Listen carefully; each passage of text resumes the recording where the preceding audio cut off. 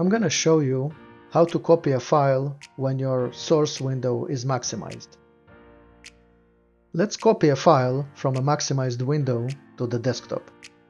Right-click the file and do not release.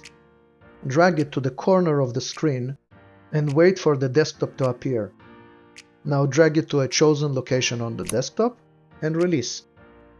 Choose Copy to copy the file. Let's copy a file between two maximized windows. Right-click the file and do not release. Drag it to the other window, wait for it, and release. Choose Copy to copy the file.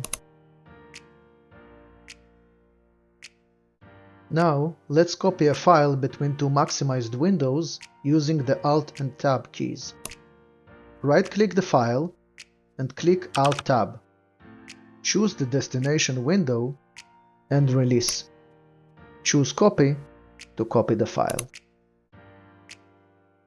Thanks for watching and see you in the next one.